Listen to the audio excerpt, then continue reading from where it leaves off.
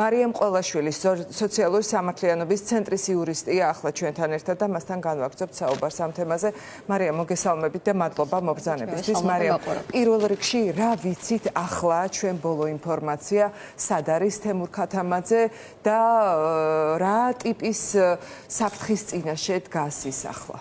მოგესალმებით, მივესალმები მაყურებელს. პირველ რიგში აღნიშნავ იმას, რომ დღეს დილით მე მასთან შეხვედრას ვაპირებდი, თუმცა დილით გვაცნობეს მისმა მეგობრებმა თურქეთის რესპუბლიკიდან, რომ ის უკვე თურქეთის საზღვარზე იყო გადაყვანილი და იქ ყავდათ დაკავებული. სამწუხარო, რომ მიგრაციის დეპარტამენტმა არც ჩვენ და არც მის საცოლეს ამის შესახებ არ შეატყობინა, ისე წაიყვანეს გვიან ღამით. რა ვითარებაში მოხდა მისი გაყვანა, იცით რამე დეტალები? ამასთან დაკავშირებით ინფორმაციას არ ვფლობთ, გვიან ღამით იწურებოდა ქვეყნიდან ნებაყოფლობით გასვლის ვადა. ამის შემდეგ მიგრაციის დეპარტამენტს ჰქონდა 15 დღე იმისათვის, რომ იძულებით გაძევება განეხორციელებინა. ჩვენ ასევე საჯაროთად გავავრცელეთ ინფორმაცია, რომ მათ შორის მისი ინტერესების დაცვას ვაგრძელებთ საერთაშორისო მექანიზმების გამოყენებით და მათ შორის კომუნიკაცია ჰქონდა გაეროს ადამიანის უფლებათა კომიტეტთან და ველოდებოდით მათგან პასუხს და მნიშვნელოვანი იყო, რომ მიგრაციის დეპარტამენტი მათ გადაწყვეტილებასაც დალოდებოდა და ეს 15 დღე მაქსიმალურად ყოფილიყო გამოყენებული, თუმცა როგორც ვადა მოიწურა, ის მაშინვე დაიყვანეს საზღვარზე. ჩვენთვის ამ ეტაპზე ცნობილია ის, რომ ის გადაყავთ ქალაქ ორდუში, სადაც დაკავების ორდერი არის გამოცემული. დიდი ალბათობით მას გამოკითხვაზე გადაიყვანენ და ამის შემდეგ უკვე რაც იქ ადგილობრივი ადვოკატი ჩაერთვება მის საქმეში, უფრო მეტი ინფორმაცია გვეცოდინება, თუმცა ბოლოს რაც ჩვენ დოკუმენტები მივიღეთ საელჩოდან, მას შემდეგ რაც საელჩოში ბატონ თემურ შესაძლებლობა მისცეს, რომ გაეფორმებინა მინდობილობა, რომელსაც ამ პერიოდის მანძილზე ცდილობდა, თუმცა ეს მხოლოდ ბოლო ეტაპზე გამოვიდა რატომღაც. მას შემდეგ მოპოვებული დოკუმენტებიდან გამოიკვეთა ის, რომ მას 5-დან 10 წლამდე პატიმრობა ემუქრება და ის მუხლი, რომელსაც მას ედავებიან, რეალურად სხვა ალტერნატიულ სასჯელს არ ითვალისწინებს. ამიტომ ჩვენი შიშები და მოლოდინები ნამდვილად არის ის, რომ მას შეიძლება ანუ ის ნებისმიერ შემთხვევაში, უბრალოდ დიდი ალბათობით აუცილებლად აღმოჩნდება იქ თურქეთში ციხეში ამის დიდი მოლოდინი სამწუხაროდ გვაქვს და ჩვენ მათ შორის მიგრაციის დეპარტამენტს და საერთო სასამართლოებში, სადაც ამის ინტერესებს პირველ ეტაპზე საია იცავდა, მიუთითებდნენ სწორედ იმ ფაქტობრივ გარემოებებზე, რომ რეალურად არსებობს რისკი იმის გამო, რომ რის საფუძველზეც მას ამ დაკავების ორდერი არის გამოცემული და რასაც ედავება რეალურად თურქეთის რესპუბლიკა. ეს არის გიულენის მოძრაობასთან კავშირი, თუმცა ბატონი თემური საკმაოდ მძიმე ბრალდება და ვიცით ახლა ეს თურქეთში როგორც ისჯება, ეს ბრალდება და მარიამ ასევე როდესაც დღეს მაგალითად შინაგან საქმეთა სამინისტროში გაკეთდა განცხადება თემურ ქათამაძის საქართველოსთან გაძევებასთან დაკავშირებით, ასევე ქართული ოცნების სხვა წარმომადგენლებმაც გააკეთეს და ნიშანდობლივი დეტალი იყო ერთი. თემურ ქათამაძით არავინ არ მოიხსენიებს მას, ხო? ჩვენ ვხედავთ ეგრეთ წოდებული ხელისუფლების მხრიდან არც ძალოვანი უწყება, არც შემდეგ აი თითქოს ერთიანი მესიჯი იყო, რომ ქართული ოცნების წევრებს ასე უნდა ეთქვათ, რომ ვინ არის თემურ ქათამაძეს ასეთი სახელი და გვარის ადამიანს მე საერთოდ არ ვიცნობ. ანუ აი რას ნიშნავდა ეს ამაზე აქცენტირება? რა თქმა უნდა, იმიტომ რომ ბატონ თემურს ბევრი ადამიანი არ იცნობს, როგორც გაფარილმას, რომ რეალურად რაც მას პირადობის მოწყობაში უწერია.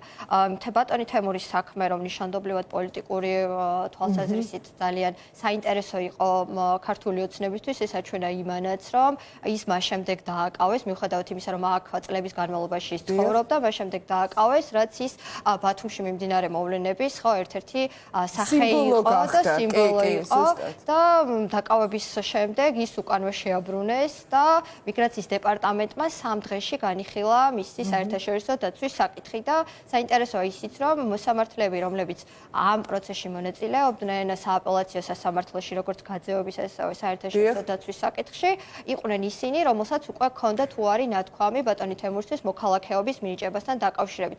რაც რა თქმა უნდა რეალურად აჩენს იმის ეჭვებს, რომ ამ ადამიანის მიმართ ერთგვარად წინასწარი დაინტერესება არსებობდა. მიუხედავად იმისა, რომ შუამდგომლობა დაყენებული იყო ამ მოსამართლეების აცილებასთან დაკავშირებით, ჩვენ რა თქმა უნდა მოლოდინი ჰქონდა, რომ ეს ასეთი შედეგი დადგებოდა, ხო, კი ბატონო და ასევე უნდა ვახსენოთ სტრასბურგის გადაწყვეტილება, რაზეც აპელირებდა დღეს შინაგან საქმეთა მინისტრის მოადგილე, ის ამბობდა, რომ სტრასბურგიდან მიღებული უარის შემდეგ მათ ჰქონდათ სრული კანონიერი უფლება, რომ ის გაეძევებინათ. ჩვენ ვცდილობდით ყველა საერთაშორისო მექანიზმისთვის მიგვემართა, რაც შეეხება ადამიანის უფლებათა ევროპულ სასამართლოს. ადამიანის უფლებათა ევროპულმა სასამართლომ მართალია დროებითი ღონისძიება არ გამოიყენა, თუმცა ეს საქმე არის გახსნილი.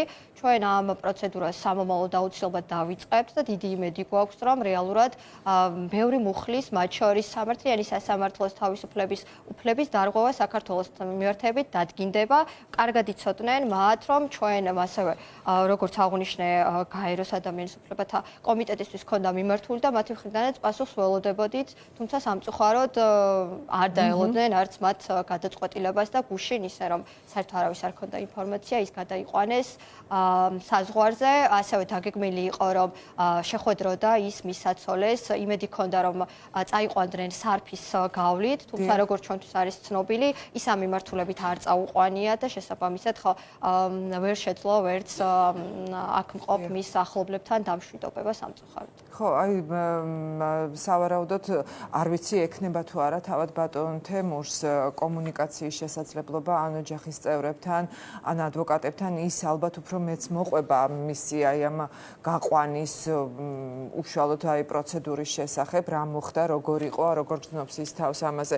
ძალიან მნიშვნელოვანია, მაგრამ მარიამ, რაც თქვენ ახსენეთ, გაეროს ადამიანის უფლებათა კომიტეტიდან რა პასუხსაც ელოდებით. ამას შეიძლება რამე ძალა კონდეს უკვე ვთქვათ თურქეთის ტერიტორიაზე მისი უფლებრივი მდგომარეობის თვალსაზრისით. თუ ეს უშუალოდ აი მიგრაციის ეს უშუალოდ ეხებოდა დროებითი ღონისძიების გამოყენებას, როგორც ადამიანის უფლებათა ევროპულ სასამართლოს, ასევე გაეროს კომიტეტს აქვს დროებითი ღონისძიების მექანიზმი და სწორედ ამ დროებითი ღონისძიების მექანიზმს მოთხოვნა დავაყენეთ, რომ მისი გაძევება არ მომხდარიყო, თუმცა სამწუხაროდ არ დაელოდნენ ისინი ამ გადაწყვეტილებას, რაც შეეხება თურქეთში, თუ კი მისი უფლებების დარღვევა იქნება ადამიანის უფლებათა ევროპულმა სასამართლომ, როგორც გითხარით, ეს საქმე ღიად დატოვა, მას შესაძლებლობა ექნება, რომ იქიდან მიმართოს, თუმცა სამწუხაროდ კარგად ვიცით, რომ თურქეთის რესპუბლიკა ბოლო პერიოდში, მათ შორის არც მინისტრთა კომიტეტის და არც ადამიანის უფლებათა ევროპული სასამართლოს გადაწყვეტილებების აღსრულების მიმართულებით მძიმე მდგომარეობაში იმყოფება და სამწუხაროდ არ ასრულებენ ამ გადაწყვეტილებებს, ესეც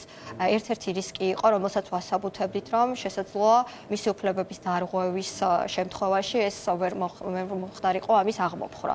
თუმცა სამწუხაროდ საერთო სასამართლოებმა ეს მოთხოვნები არ გაითვალისწინეს და სამწუხაროა, რომ დღეს ბატონი თემური საქართველოში აღარ იმყოფება და მიუხედავად იმისა, რომ ეს ადამიანი ფაქტობრივად 40 წელზე მეტი ემსახურებოდა სწორედ ქართულ ინტერესებს, მას საქართველოს დატოვება მოუწია ბოლოს შეხვედრის შემდეგ მითხრა რომ მისთვის ყველაზე მნიშვნელოვანი იყო საქართველოში დარჩენილიყო მიუხედავად იმისა იქნებოდა ის ციხეში პატიმრობაში თუ რა მზად იყო ყველაფერი ამისთვის. ხო, აი რა გვაჩვენა, მარიამ მესმის აი ეს იურიდიული განმარტება არის პირველ რიგში მნიშვნელოვანი თქვენთვის, მაგრამ აი რა გვაჩვენა ქართულმა ოცნებამ? თქვენც აღნიშნეთ, რომ აი ეს პირადი დაინტერესება რაღაცა ხელისუფლების მხრიდან ყოველთვის იგრძნობოდა და იგრძნობოდა განსაკუთრებით აი ამ აქციების ფონზე და ყველა ვხედავთ, ხო, რამ გააღიზიანა, რომ ის საქართველოს დროშით აი მართლა აი ამ უწყვეტ აქციებზე უწყვეტად იდგა ეს ადამიანი საქართველოს დროშა ეჭირა და ამიტომაც დაარქვეს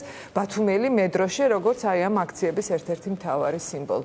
რა აჩვენა თუნდაც სხვა ადამიანებს, სხვა ეხა თემურ ქათამაძის წარმოშობა და ისტორია ყველა მიცის, მისი წარმომავლობა ერთხელ მისი წინაპრები რუსეთმა გააგდო, გააძევა ამ ტერიტორიიდან რუსეთის იმპერიამ და ახლა მართლა ისევ რუსული შინაარსის რეჟიმა გააგდო თემურ ქათამაძე, მართლა ძალიან სიმბოლურია ამ რეჟიმისთვის ეს გადაწყვეტილება, მაგრამ სხვა ადამიანებს რა აჩვენა ამით თქვენ? ქართულმა ოცნებამ ჯერ კიდევ რამდენიმე თვის წინ დაანონსა, რომ მათ შორის უცხოელები, რომლებიც მონაწილეობას იღებდნენ ამ აქცია მანიფესტაციებში, მათ აუცილებლად გააძევებდა და მათ შორის რამდენიმე ადამიანი, რომელიც ათობით ადამიანი, რომელიც ლეგალურად ქვეყანაში იმყოფებოდა, ეს ადამიანები გააძევეს. ამის შემდეგ დაანონსეს ახალი ცვლილებები, რომელიც გამარტივებულ პროცედურას ითვალისწინებს, შემოიღეს ადმინისტრაციული სახდელები, მათ შორის სისხლის სამართლებრივი სასჯელის სახით შემოიღეს ქვეყნიდან გაძევება და ქვეყანას შემოსვლის საკრძალო, რაც რა თქმა უნდა იმ ადამიანებს, რომლებიც არიან აქტივისტები, მათ შორის საქართველოს მრავალი წლის განმავლობაში იყო მათ შორის რუსი, უკრაინელი, ბელარუსი აქტივისტების თავშესაფარი. ამ ადამიანებს ეუბნებიან, რომ მათ საქართველოში შემოსვლაზე რა თქმა უნდა უარს ეტყვიან და ვინც აქ არიან, ან უნდა დატოვონ ქვეყანა, ან აღარ უნდა იყვნენ კრიტიკულები და ზუსტად ბატონი თემურის შემთხვევაშიც სწორედ ეს იყო მისი პოზიცია, მისი საჯაროდ გამოთქმული მოსაზრების გამო, ის ჯერ ადმინისტრაციული წესით დააკავეს და ამის შემდეგ, რა თქმა უნდა, ყველა ეს პროცედურა იყო იმის საბოლოო შედეგისკენ მიმართული, რომ ის ქვეყნიდან როგორმე გაეძევებინათ. ხო, კი ბატონო, ძალიან დიდი მადლობა მარიამ, არ ვიცი, პირველ რიგში ჯანმრთელად და უსაფრთხოდ ყოფნად უსურვოთ ბატონ თემურ ქათამაძეს თურქეთის ტერიტორიას და შემდეგ უკვე როგორ გაგრძელდება პროცესები ჩვენ შეძლებს და გვარად და თქვენც რა საკვირველია მიადევნებთ თვალყურს ამ ყველაფერს. დიდი მადლობა მარიამ ყაველაშვილი, სოციალური სამართლიანობის ცენტრის იურისტი იყო ჩვენი სტუმარი.